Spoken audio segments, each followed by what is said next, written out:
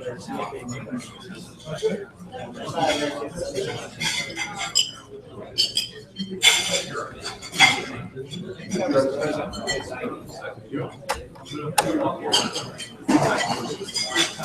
All right.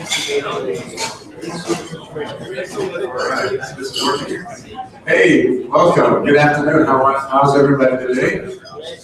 All right. Hey, I just want to kind of get the event going here.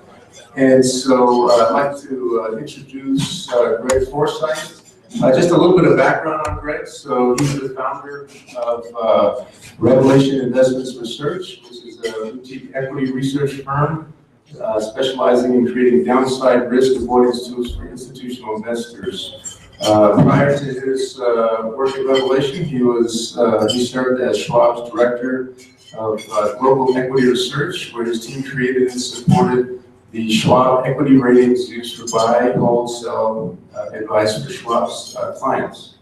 And then also, Greg's a co-founder of the Chicago Investment Analytics, which was an industry's largest provider of stock selection models to institutional investors before it was acquired by Charles Schwab in 2000.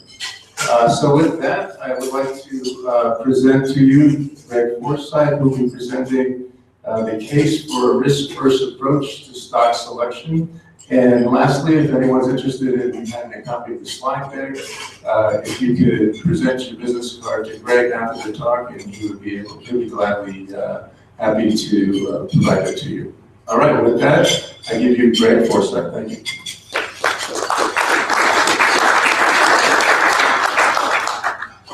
Thanks, Rob, and thank you for having me this afternoon.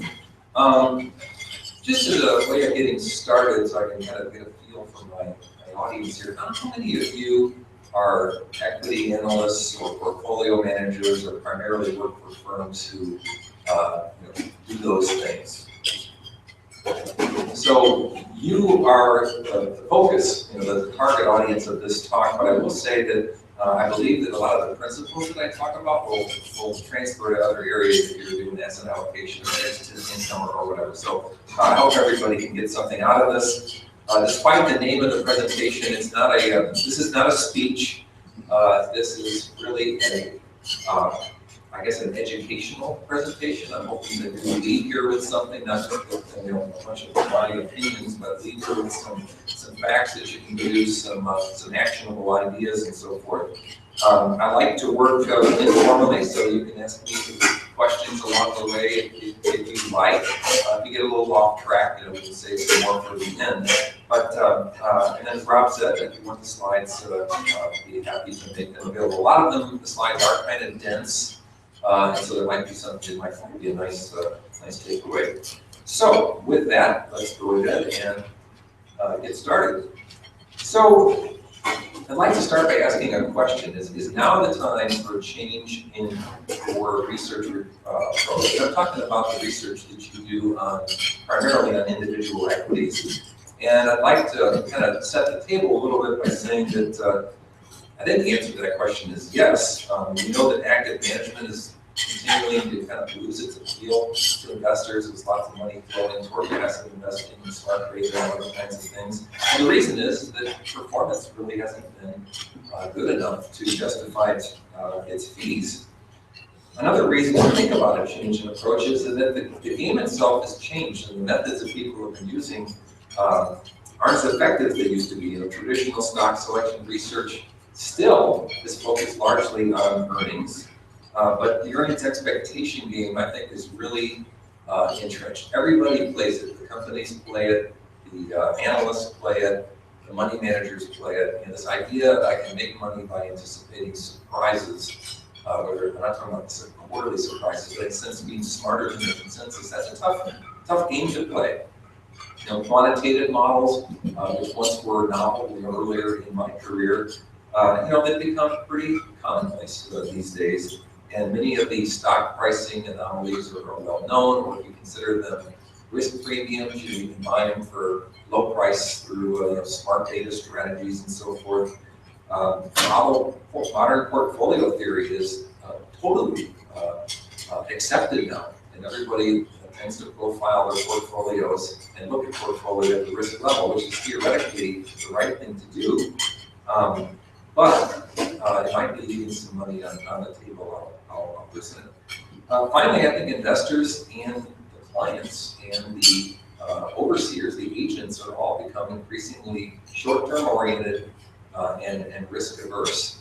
So this is the way in which I think our industry is evolving.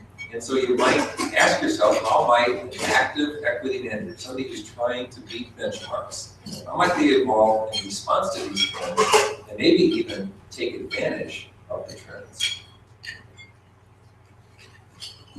So the purpose of this presentation is just, we truly believe as a firm, my firm's a relatively new firm, we've only been around for a couple of years, we believe that active equity managers must evolve in order to thrive in the future. But the big question is how? And there's so many different things you might do to be different. The question is, what's going to work? And we believe that what we're going to talk about offers tremendous promise. I put a quote in here. This is a thing a lot of talk speakers do, but I kind of like this Ben Graham quote. It says, "The essence of portfolio management is the management of risks, not the management of returns. Well-managed portfolios start with this precept." I don't really think that that's the way in which our industry really operates. I think we do risk after we do return more often than not. And so this is kind of, maybe making the argument that you start by playing defense first. Maybe that's a good idea, and that's a lot of what we're going to talk about today. In this presentation, I'm going to provide 9 reasons why adding a risk-first, kind of a what can go wrong perspective in your research might enhance your performance, but also might enhance your business results and maybe even your personal career results. So we're going to do 9 reasons why, but I'm not going to stop there. I'm going to actually illustrate a how. One approach, just one approach, just an example of how you might build a tool that can introduce this risk-avoiding perspective into your investment process. So let's get started. I'm going to start by kind of framing the stock valuation challenge. I don't know if very many of you use this kind of formula, but we kind of know in textbooks and from theory that the price of an asset, let's say the price of a stock, is the sum of all future expected cash flows, discounted at some rate that reflects risk. So that there's nothing controversial about this, although it's not necessarily easy to do these estimates. And I'd argue that most researchers focus implicitly or explicitly, but a lot of times it's implicitly on the numerator of this equation. They're forecasting earnings, they're forecasting cash flows, trying to get growth rates of companies, looking at surprises where they might feel that this company can grow faster than expected and so forth. And on the other hand, I think few researchers pay explicit attention to the denominator of this equation. Trying to get the discount rate right, or trying to understand the risk of a given security. In fact, we often act as if all stocks have the same risk level. All you do is pay attention to the numerator. That is, what you're doing.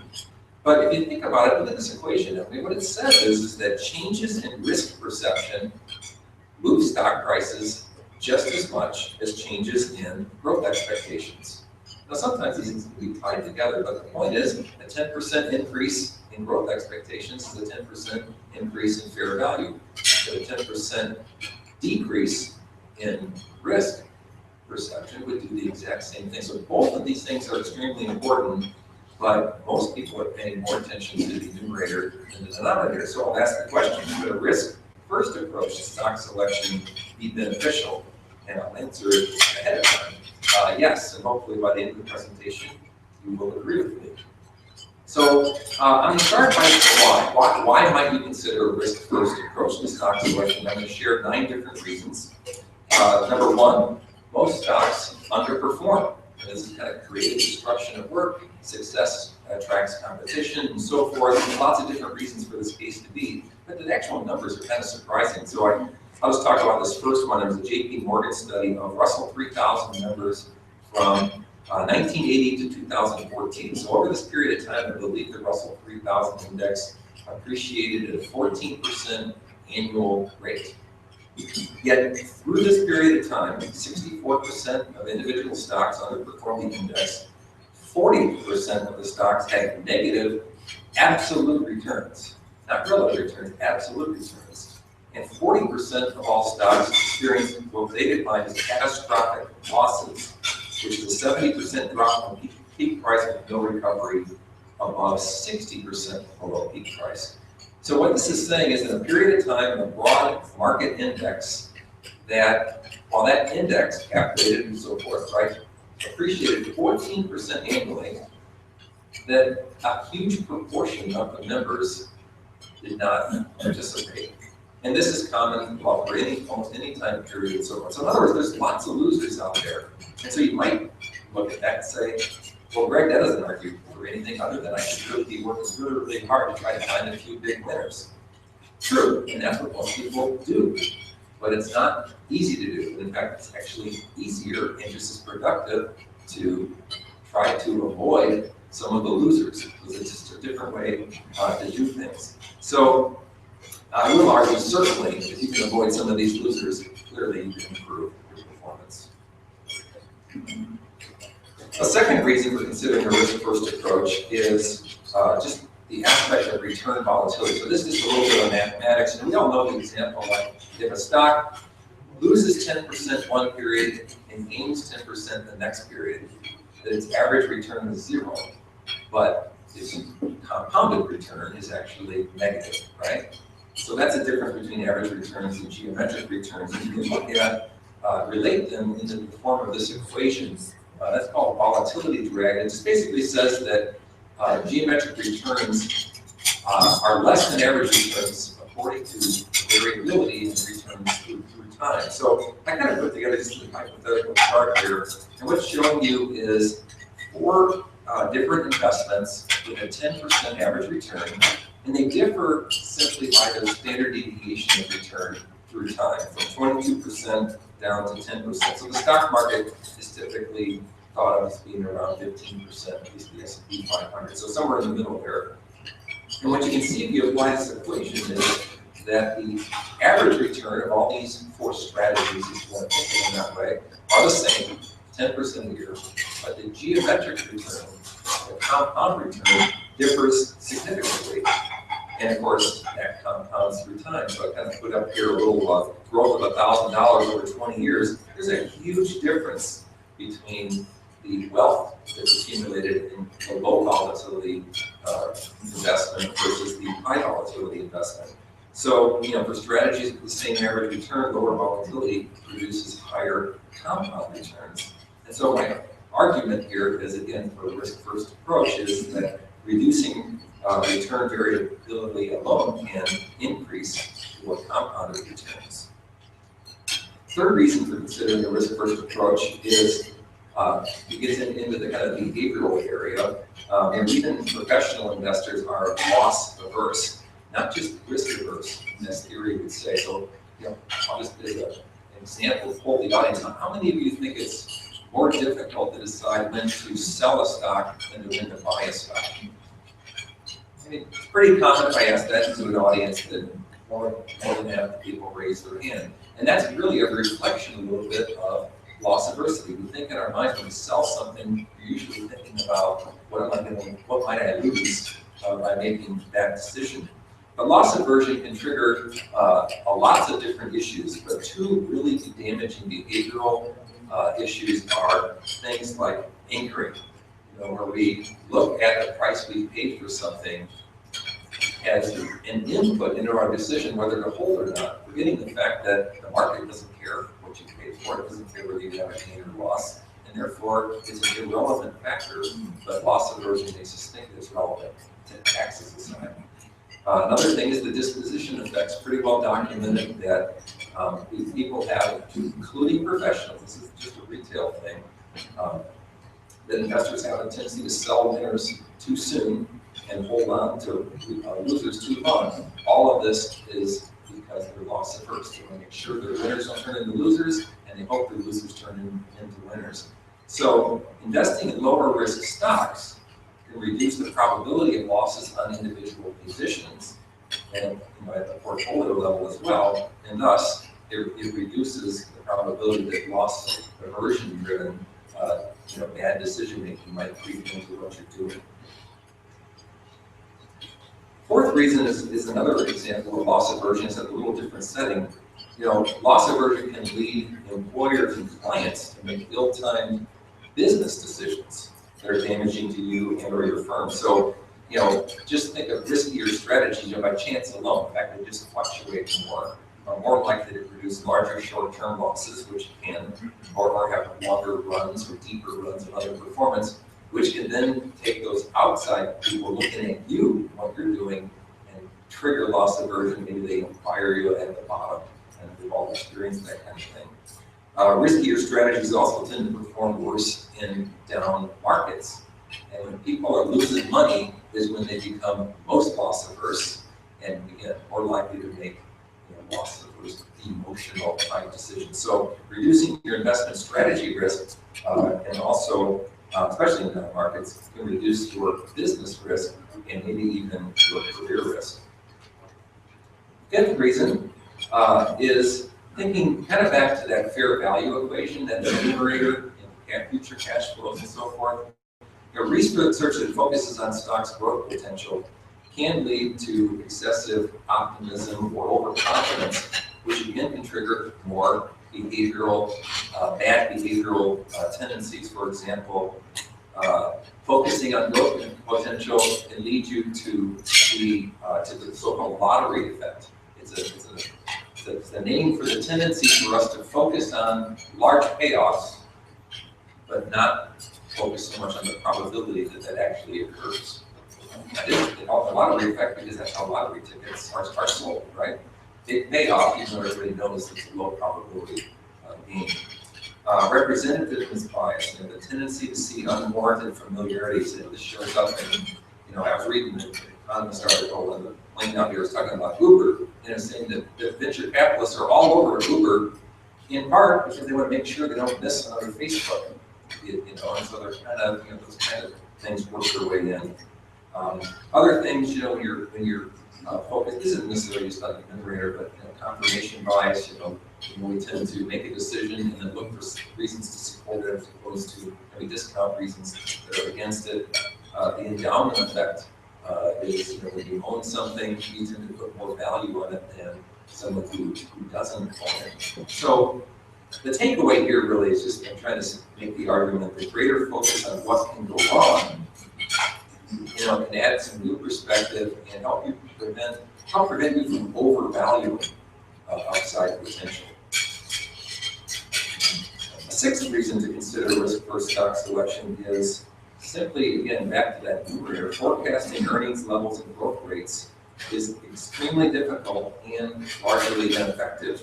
Just using sell-side analysts, which everybody likes to pick on, but these are smart people, and there's a lot of evidence that their forecasts, are inaccurate and biased. And I have a couple stats up here. Wide differences between your quarterly forecast, just trying to forecast out 3 months, and what actually occurs. Their long-term growth forecasts are biased way on the upside. Every analyst only covers stocks, but their stocks are the good ones, and that's why they have these kinds of things. But to the extent that you're using these as inputs into your decision making, or worse, into this fair value equation, it's garbage in, garbage out. The growth forecasts themselves have little usefulness. You just rank stocks on the basis of whether analysts, the ones that they think have the highest next year growth rate or the next 5-year growth rate.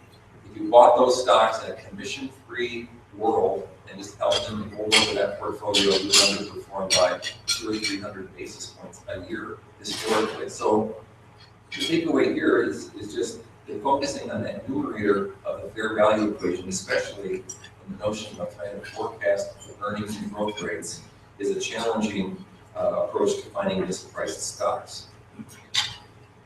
When you think, maybe some of you might think, well, I'm not going to do that. I'm going to use factors. That's kind of the big thing these days. So I'm going to create earnings-driven factors Well, in a sense, we're still kind of focusing on the numerator of that equation and so forth. So I just have a table here just showing some kinds of factors that people might create, earnings to price ratio, PIG ratio, profit margins, et cetera. You can see in there, if you took the top 20% of stocks, each year on the basis of those factors, and you bought and held those stocks, you can see what your annualized excess returns would be. And most of those, there's a lot of factors in why it's a little bit, maybe a little bit above zero, depends on which ones you use and so forth. You're also taking more than average risk. And the point being here is, I'm not saying these are good or bad factors, I'm sure you have better ones, but generically speaking, this is not the path to outperformance. In fact, these factor returns in general aren't only small, they're shrinking. There once was a time when you could actually do it.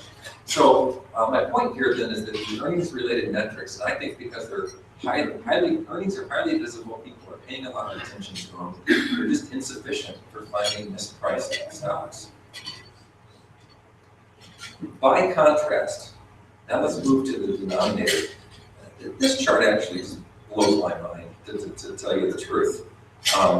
By the way, I am not an advocate for low volatility strategies per se or anything like that, but what this is showing you here, this is a chart where at each point in time, we're ranking stocks on the basis of their prior 12 months price volatility, standard deviation of returns relative to the market over the prior 12 months.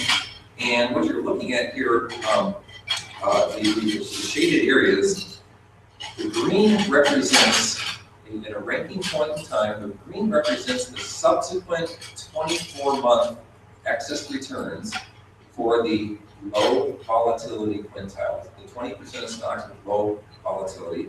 The red represents the buy and hold 2-year return of the high volatility quintile. That's all you're seeing. And as you can see, that almost always over these 2-year horizons, the low volatility stocks have outperformed and the high volatility stocks have underperformed. And this is all on an equal weighted basis, just kind of simplistic. But this, and by the way, the chart doesn't look like this if I had 1 month or 3-month holding period returns. I mean, we kind of know that this theory would say that volatility is risk.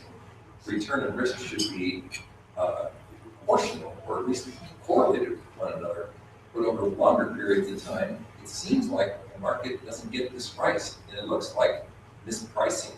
So I'm not advocating going out and investing in low volatility stocks necessarily, but I'm saying as a factor or something you might want to pay attention to, it appears that we've already seen that looking at the numerator stats that are readily available, earnings-related factors, analyst growth rates, and so on, don't work.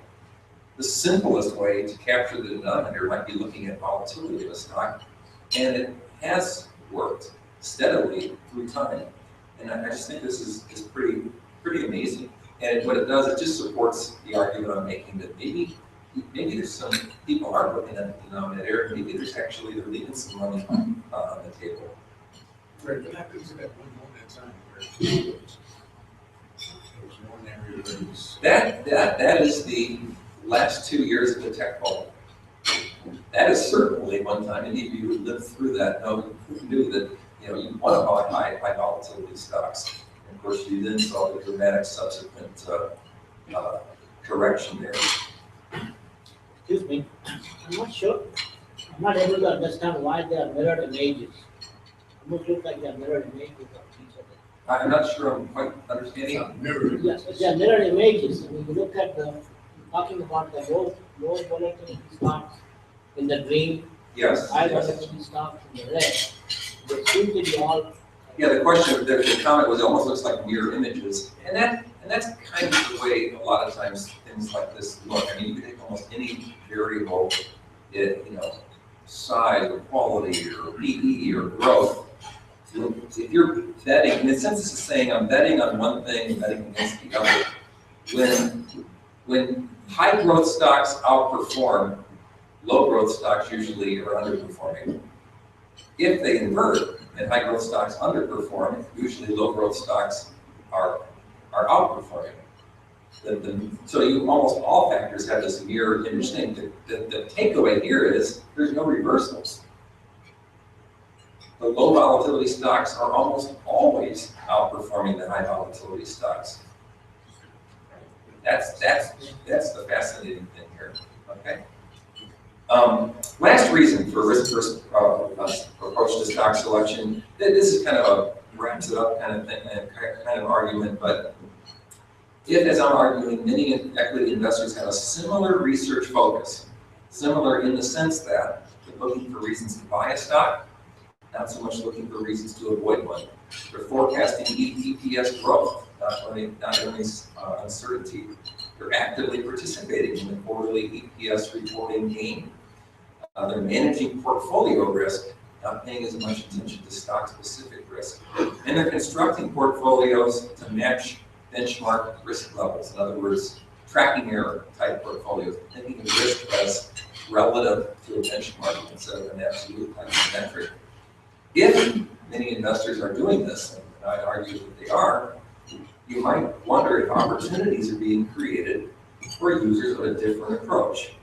You know, could earnings-related metrics be increasingly overused? I would say yes. Could stocks held in benchmark tracking portfolios be a crowded trade? That's some good discussion on that. Could stocks' absolute risk level be mispriced? I think the answer to that is definitely yes. And could a research focus on downside risk predictions reveal new alpha testers?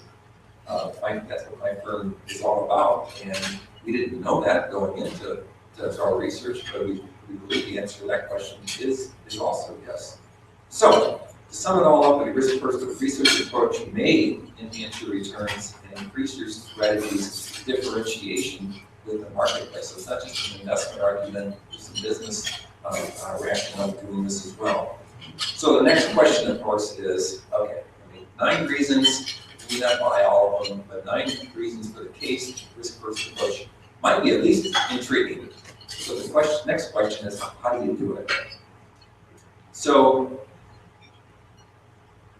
let's say that I'm interested in trying to bring this perspective into my process. How would I do it? I mean, I think every equity manager would answer this question in a different way. They'd even ask different questions. They'd say, like, well, what risk or risks am I trying to avoid? Over what horizon? The next quarter or the next 5 years? Do I plan to integrate this risk-first perspective into my overall decision-making process, or maybe keep it off to the side? If you begin focusing on stock-specific risk, how is that going to aggregate at the portfolio level when you look at your portfolio's risk? That might cause issues. A fundamental question, should I buy a tool that does this for me, or should I build one myself? So today what I'd like to do is just give you an example, take you through maybe how you might go about building one. So this is just an example. It's not optimal. It's not what my firm does. It's just an example, but I think you'll actually be impressed with the results. So the first step in creating or trying to do something with this risk-first approach, kind of get it into your investment process. You got to pick a goal. So what is my goal? So my firm suggests the goal of avoiding negative outcomes. Well, that doesn't sound real precise. I mean, what the heck would be a negative outcome? But first I want to draw your attention to this chart, which I lifted from another document. And it kind of shows the classic thing you learned in school that it's called the security market line, that if you increase risks, you expect average return to increase. I mean, if it didn't, why would you take more risk?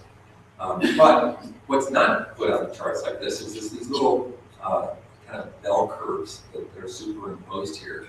And you'll see that as you go up the risk spectrum, even if you, on average, get a higher return, you also have more bad outcomes. So more risk leads to more bad outcomes, again, by chance alone. The interesting thing we found is, this security market line goes up when we look at asset classes and large groups of stocks. I think we just saw that chart we were looking at, that you could argue that that line actually goes down, it's downward sloping, interestingly enough, at the individual equity level. So what are some negative outcomes we want to avoid? Well, we want to avoid stocks that underperform or lose money in an absolute sense. We want to avoid portfolios that underperform or lose money. So those are investment outcomes that we can turn into something we try to predict. But there's also business outcomes. Remember, because of this loss aversion and so forth, you know, when do you lose clients? After you underperform for a period of time, even though you're confident that your performance is going to mean revert. But this, but we want to avoid those negative outcomes. If we don't have runs of underperformance, or we somehow we can minimize them, we won't be subjected to those bad outcomes. The second step is you need to select a research objective. So this is trying to build a research tool into your process. And we suggest developing a method to predict these negative outcomes, okay? So prediction is important. I mean, anyone can look in the rearview mirror and see what was risky. It's not often what was risky carries forward, but that's not really, it's probably not a surprise. It's certainly not mispriced. So let's think about negative investment outcomes. So I would kind of argue that they are a function of probability, payoff, and time. So what do I mean by that? So to avoid negative investment outcomes, you need to be able to accurately, or at least better than 50-50, some tilt, some edge. You need to be able to accurately predict which stocks are most likely to underperform in a period. That's kind of your probability part of the statement. You need to also be able to predict in some way better than average which stocks are most likely to experience the largest losses. So this is a magnitude part of the equation, or payoff as I'm calling it. Finally, you want to have a tool that can consistently predict over time. So it's not a matter of just getting this right once, you got to get it right consistently through time. So that's the tool. The tool you want is you need to have all three of those elements, I think, in place in order to be most useful to you. A secondary objective, by the way, is to build a tool that works best in down markets. And that's simply because that's when people are paying the most attention to the risk. That's when your clients are most loss, and your bosses and everybody else is most loss averse. The third step is to select a time horizon. So we suggest a focus on predicting negative outcomes over a long time horizon. Long is 1 to 2 years. You may not consider that long, but most of the time when you look at models and things like that out there, people are trying to predict over 1 or 2 months often, or maybe 1 or 2 quarters. Why do I say longer? It's just simply that for a lot of investment strategies, stock selection criteria, and so forth, we see greater significance, greater magnitude, greater probability, greater consistency when we look out over longer periods of time. Maybe that's because everybody's focused on such short periods of time. But this chart might be a little bit hard to see. This is taken from another study we did, but what we built was 5 different models kind of representing stylistic viewpoints. So we have risk aversity, momentum, growth, value, and quality. And what you're seeing on the y-axis is the correlation of that model's predictions with subsequent returns. The x-axis represents the subsequent holding period from 1 month to 2 years. And what this is showing you is with every strategy, including momentum, which we think of as a short-term strategy, that the longer the holding period, the larger the correlation with returns over that holding period. So this is just an argument that in some sense it's actually easier to predict a little bit longer term than it is to predict shorter term. And this is something it's changed. I mean, early in my career, it was easier to predict short term, but I think so many people are doing it that a lot of these effects have been kind of arbitraged away. So if you want some signal to noise ratio, we would recommend you go out long term. The fourth step is now you're trying to build a predictive model long term. I need to come up with criteria, some factors or some elements or something in this model. So we would suggest that you use diverse criteria. Don't just bet on a couple of things and so forth. And these criteria need to be you need to think about them in the context of the sphere of value equation, think about the numerator and the denominator. So, yeah, I just threw out some examples here, like risk level indicators. So think about levels of risk. These are things that measure maybe overall risk perception or the vulnerability to bad news. So you can go out to the financial statement, metrics like leverage. You have all intuitively know a firm is highly leveraged is probably more risky than one that's lower leverage. Of course, that's not all you need to know, but earnings quality, fundamental stability, these are some examples of ideas. Sentiment metrics, gauge valuation. High valuation is an indication of vulnerability to bad news. It doesn't mean the stock doesn't deserve it. It just means that it's more likely to get hammered if you don't keep deserving it. So threw out a few ideas there. We also, of course, want to have change metrics. And we all know that we're all, very common approaches to look for catalysts, right? It's a word we commonly use. What's changing? What's going to make something more or less attractive to others? So again, you can go out the financial statements and create all kinds of change-oriented metrics, growth rates, and so forth. You can look at sentiment indicators as well. But what I'm trying to argue is you think about your criteria, predicted criteria. Don't just look at change metrics. Don't just look at level metrics. Look at both. Think about both the numerator and the denominator of fair value equation. Trying to get, we really are big believers in breadth of indicators, not trying to find a magic 3 or 4 or 5. You then need to select how you're going to formulate these criteria. How am I going to use a variable? If I think that return on equity is something that's useful for me to look at and to classify stocks as high, medium, and low, well, how do I classify them? And here's where I'm going to go a little bit more off on a tangent in terms of an example to show you. But I think this is a cool example. It's so easy to understand. So I'm going to suggest here, or at least illustrate, using what we call a Boolean scoring system. Boolean is just a fancy word for, yes, no, 0, 1, kind of the basis of all computer code. So Boolean variables are kind of cool because they can just simply be answers to questions. So I put a couple up there. If I might say, do I believe a stock that's got a PE greater than 20 is riskier than average? I might use that question, and if you believe that, the answer is yes, and you say that stock's riskier than one that's below 20.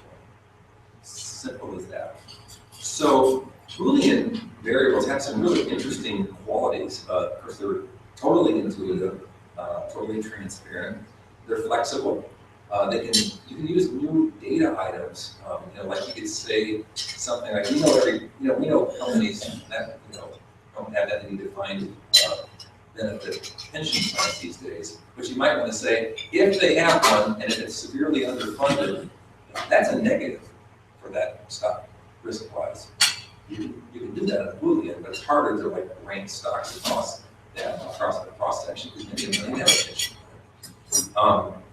They're surprisingly powerful. I reference a research study that you can have if you want it. But what's really cool is when they can be combined into a checklist. And this is a proven decision-making tool in many fields. The military, flight checklists, medicine. You go to get your physical, is your blood pressure above this? Yes or no? Is your heart rate above this or anything? Do all these kind of yes, no kinds of things, and if you violate enough of the alerts, the doctor starts getting concerned. So I will point out that you don't have to do this kind of approach. And using the whole data distribution is generally more powerful, but it's also more complex. And I just want to illustrate how far you can get with simple yes/no questions. So you then say, well, how I not fix my criteria? How do I combine it into an overall viewpoint? So simple way is just create a composite score. If you're using this Boolean approach, you can just aggregate all the 0 to 1 variables across the criteria. So the more strikes against a stock, the more questions this stock violates, the more downside risk that stock has in your viewpoint according to the criteria you picked. So forecasting power here, remember you're only asking one question, is PE above or below 20? You're not saying, well, is it below 10? Is it above 50? You're not using all that. You're just simply, then you go on to the next to the next variable, and it's looking at lots of different variables, each of which are independently predicted in combination gives you the power. So these scoring models, like I said, really easy to use, very transparent, and they tend to be, what's known as like statistically robust. In other words, they're not so subject to overfitting, not so subject to changing conditions. And, some of the issues that have critiques of model builders in the past. They're low maintenance, I guess. So here's an example of a checklist. So I picked 12 questions. I didn't pick these out of the blue. These are things that we kind of know from our research might be helpful. But let's ask the question just to kind of illustrate. So is the forecasted earnings to price ratio less than 4%? That's equivalent to saying the forecasted PE above 25. So I can subject every stock I examine to that question. The answer is either yes or no. If it's yes, that's kind of a strike against. So if you look down here, we're looking at cash flow, we're looking at growth rates, we're looking at profitability, we're looking at uses of capital, forecast revisions, volatility. I just picked a kind of a diverse set of indicators. These aren't the optimal indicators, the parameters, the cutoffs. They're not optimal. I just chose them to cut off about 30 to 40% of every stock. So in other words, about 30 to 40% of stocks have a PE above 25, at least historically. So that I just picked them on that basis. So each yes answer is an alert. We're going to add up the alerts across these 12 questions, and we'll see what we got. So I'm going to ask you, do these questions seem like high hurdles for a company to pass? I mean, they just look kind of like, yeah, no, I don't do too much. Yeah, of course, expected. Of course, number 8 is the company's earnings growth in the last 4 quarters and so forth. So they don't really look like high hurdles. I'll answer the question for you. Now, the real question is, do you think that this kind of simple checklist would yield information that would be valuable to you? Of course, I'm setting you up here, but how many think that would provide information, or how many think that's so obvious, it's so simple, there's no way that this would provide information? Well, I won't make any of you really depends. So this is the answer to that question. How does this checklist work? So this chart on the left, the x-axis here is the number is taking stocks at each point in time and saying, how many alerts did you trigger, ranging from 0 to 10 or more. So each of these is indicative as a portfolio. And what the y-axis is the excess returns of each portfolio rebalanced monthly, I think, or quarterly, I forgot what I did here. Top 2,000 stocks over the last 15 years. What this chart is saying is that if you look over like the 2 rightmost bars, stocks that violate a lot of these alerts. As a group, as a portfolio, we buy and hold these stocks, we have a heck of a lot of downside risk on an average buy and hold 12-month basis. That simple checklist can identify hundreds of stocks out of the top 2,000 market cap names that you want to avoid like the plague, underperforming on average 10 or 12%, 1,000 basis points annually. It just didn't ask a bunch of simple questions. The converse is also, maybe that's more amazing. The stocks that pass the downside alert checklist, we're not saying anything positive about them. Is your PE less than 25? Well, if the answer is yes to that question, are we saying you're undervalued? No. We're just saying you're not extremely overvalued by that one criteria. And look, the stocks with 0 or 1 negative or alert in this case have outperformed on average by 300 or 400 basis points annually. Of course, this is a back test, and I know all that. But what I'm trying to get through is the fact that something this simple, thinking about downside risk, thinking about building something predictive, thinking about criteria, in this case using the simple Boolean approach, can actually be an extremely effective tool to identify stocks that you want to avoid. And that's typically what a tool like this would be used for. So we're not, if you use this tool, we probably are saying you should avoid these stocks, bottom 2 or 3 groups. We're not saying you should buy the ones in the top group. What we're really saying is they kind of pass the downside risk checklist, do your own further research. Certain that you can add value on top of that. And just in case you were wondering, like, well, what are these stocks or whatever, I just ran this checklist late last week, and I included a few names here that currently pass the risk. These are also confirmed by my firm's downside risk alert model, which is a more sophisticated approach. But here's some stocks that kind of are in that first 15 or 2, and here's some stocks that fail the test. And I think as you look at some of those names, I don't know if you guys read them, but they're not all familiar. These are mostly small, mid, large cap names, but some wouldn't surprise you. I think most of you would consider a stock like Tesla Motors probably risky. You might also think it's a great opportunity too, but it wouldn't surprise you that it's risky and so forth. But the key takeaway here is this simple approach, focusing on downside risk, really can work. So the last step in this process, if you're going to build your own tool and kind of follow this kind of approach, is to decide how you want to implement it. And I kind of already alluded to the fact that we would recommend that you kind of put it off to the side a little bit, maybe use it as an overlay to your process. You can think of it as an analyst, a devil's advocate analyst, always looking for what can go wrong, fully transparent in what this analyst looks at, and they're just objective.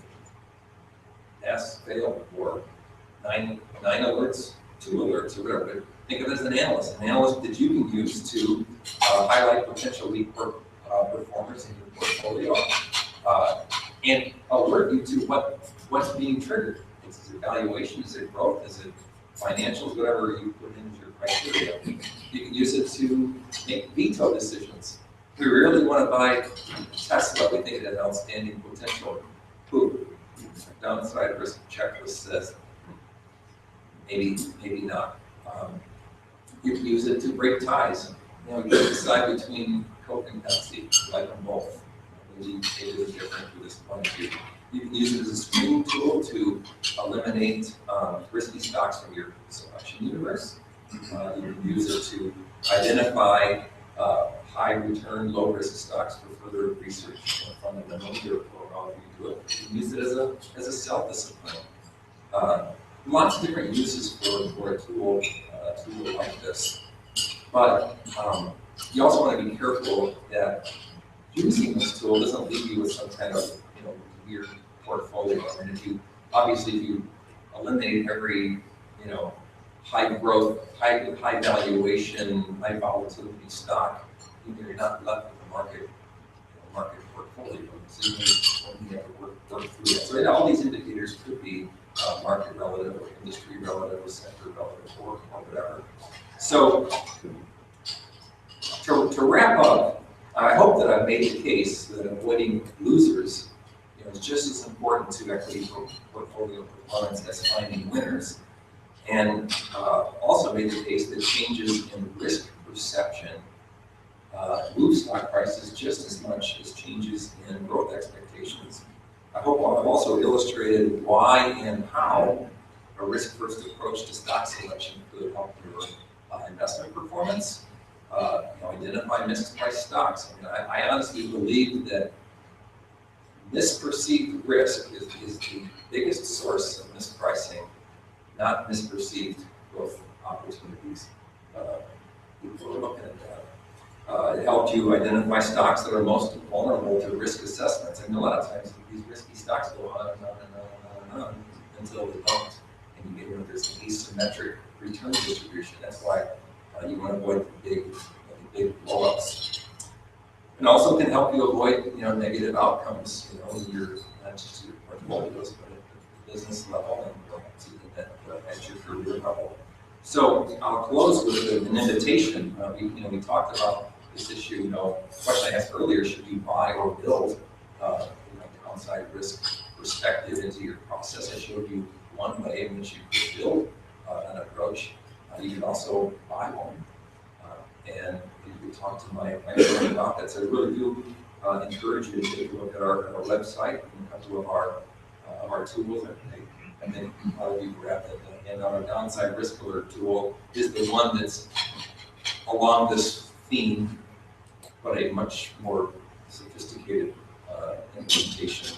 It's a lot stronger than the thing I just showed. So I would encourage you to check out our website, talk to us, and so forth. We would be happy to speak with any of you. So one more also invitation to leave a business card with me. I'd be happy to send you the slides or send the slides to any of your colleagues. So with that, if there are any questions that anybody has, I'd be happy to take some. Yes, sir. Well, I got some question, but someone else is there. I can give them a chance. My question is something to do with active management and passive. Do you see any time going into the future where passive indexing just blows itself up?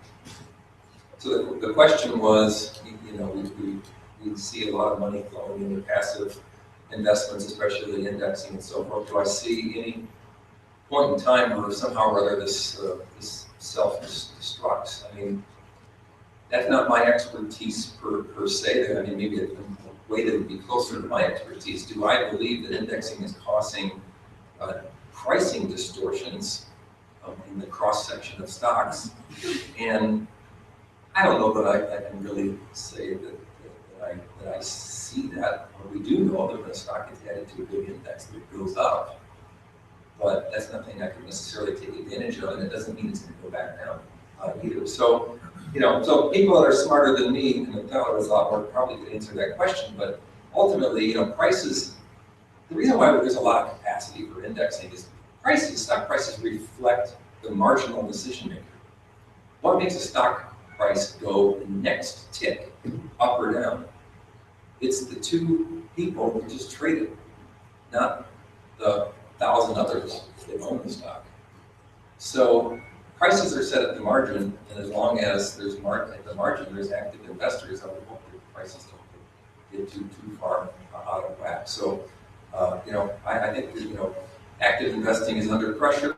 I think if you're an active investor, if you are, really open-minded to different ways to go about trying to secure alpha, and I've shown you one way. I think people. I'm not just this presentation isn't about risk. I mean, it's really about alpha. What I'm saying is thinking about risk clues you into something that's actually mispriced in the market. And I think alpha is going to be, it's scarce, and the more that people give up on it because it's not being delivered to them and they go to indexing, it's going to make it even more valuable if you have it. So I encourage you to say as active investors, or at least some of you, and I also encourage you to think about what that means. And if I just, can I work harder than the firm next to me? Can I buy a bigger computer? Can I look at different data sets? That's an arms race that I doubt if you're going to win. So maybe it's looking at something differently might give you an edge. Next question. In the back. Can you go back to the slide that shows the relative outperformance? Yeah, that was the underperformance of the different factors, or the stocks that have more or less than the factors. Do you recall what the dispersion of the companies was across those 10 different categories? Was it? Yeah, that's a great question. So they're talking about, are these uniform, deciles or something like that? The answer is no. It's roughly kind of a little bit of a bell-shaped curve. Kind of makes sense that you would have a clustering of stocks maybe in the middle versus on the tails. But what I will tell you is that even in that zero, in other words, the stocks that passed all 12 questions, there's on average like 60 names there out of 2,000. 200 would be 10% of the universe, 60. So there's a lot of stocks in each of these buckets, more in the middle than on the tails. I mean, again, I'm not advocating for this particular approach or whatever, but I mean, it's practically investable. I mean, just look at the stocks. I just picked those stocks that passed the test. The reason why they're selected is I actually picked them. I mean, you know, I see a biotech company, a tech company, financial services and industrial, a techie consumer discretionary, a healthcare company, a carpet manufacturer. I mean, there's a lot of diversity in stocks that pass the test. And that's partially because I chose the criteria also not to be just growth oriented or value oriented or whatever. So again, you can, there's plenty to choose from. And in our downside risk alert model, of course, there's hundreds of stocks that have these characteristics. Yeah. So by extension, you could also say the opposite, which is, yeah, there's plenty to choose from, but it's really only a few names you need to avoid. If it's a relatively small number of companies in the universe that scores very high. Yeah, I mean, you certainly can think of it that way. I mean, imagine, let's just say you were trying to, your firm says, we've got to enter this ETF marketplace. But what hasn't been done? Well, I'll give you an ETF. I might say it's a good idea, but what I'm going to do is I'm going to own every stock that's in buckets 0 through 7. So the story is, my ETF is I hold the market X, the riskiest names.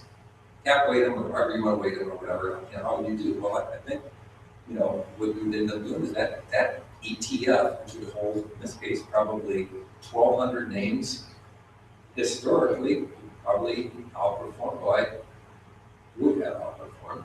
I have 200 dips a year.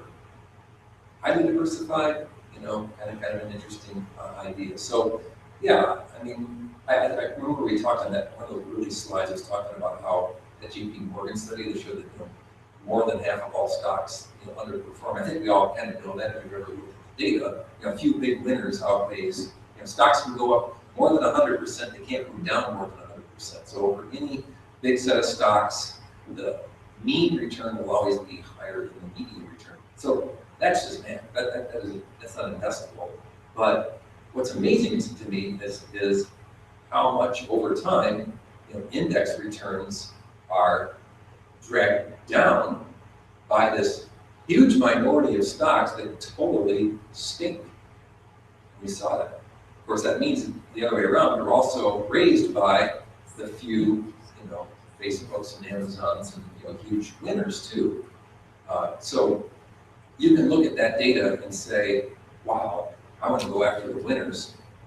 You can look at the data and say, I want to avoid the losers. You can also look at the data and say, I'm going to index because I want to make sure I capture the winners and I'll just carry the losers with me.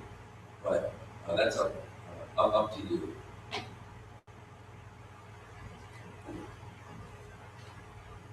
Thank everyone. Oh, we got one more. I was just going to ask, you used one set of criteria, I'm assuming, for your back testing, one established set of risk factors. Have you ever looked at how those risk factors change over time and whether some of those factors are transient, meaning they lose their predictive power and then come back into favor? Yeah. I mean, I guarantee you, if you take this checklist and we come back in 10 years, those bars won't be as dramatic as they are there. I mean, everybody is competing for returns and discovering and searching for, you know, ways to do things and what might be mispriced. There's also some cyclical things and so forth. You know, that one criteria, you know, stocks with a PD above 25, is that bad? Well, it's not bad at times. Those stocks sometimes are the ones that are really going up. So these things can be cyclical. They can evolve through time. In general, the factors that have worked the last 10 years aren't necessarily the ones that have worked, you know, farther back. But the general process is that anything that could be put into something as simple as a factor or in this case, a yes/no question, will probably work on average less well in the future than it did in the past. So you always have to be searching for, you know, new things, monitoring things. It's very difficult to time, you know, in back and forth when these things might work. But I was arguing earlier that, don't look at the analyst forecast, but they're good, and don't be short-term oriented. Well, back in the 1980s, I would be arguing the opposite. I would do it. It's like money just sitting there. It used to be the easiest thing in the world to invest on the basis of, you can just go out and say, which company last quarter reported a positive earnings surprise? You buy every one of them and outperform by like 2% a quarter. That was the 70s and 80s. It's not that way. In fact, now it doesn't work anymore. It was so easy, so psychologically desirable. Who doesn't want to hold the winners? That eventually got arbitraged away. And some of these things will as well. So you're always searching for new things. And that's one reason why this buy versus build question. I mean, if you have the resources to go out and build something like this yourself, fabulous. Go ahead and do it. But don't think you've done it once and you don't have to ever look at it again, because it's a decaying asset, so to speak. What argument to buy it, right? From somebody who's looking at it all the time. So yeah, these things change, but in general, it gets harder. That's another reason why I say go long term. I don't see any great movement in our industry towards being longer term investors. I might say that right on your company's website that you're long-term investors.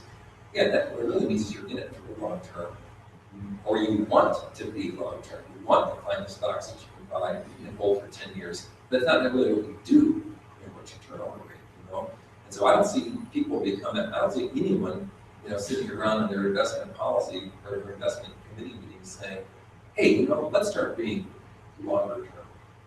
Most people are doing just the opposite. It's like, we got so much performance pressure and everybody's looking at us and all that. We can't afford to be long-term and wrong in the short term. But that is leaving, I think it's leaving also on the table a little bit for someone who can kind of ride out those short-term periods. And there's ways in which you can build your portfolios and the criteria to have some big drawdowns or whatever. But you focus on the long term, you don't have to, the indicators aren't going to change as fast as you don't have to keep looking at it. Or let's say, acting on it. Okay, with that, I'll let you all go. I really appreciate your attention. And like I said, if you want a copy of the presentation or would like to talk to my firm, come on up and talk to me or leave a business card. I'll be happy to share that with you. Thank you.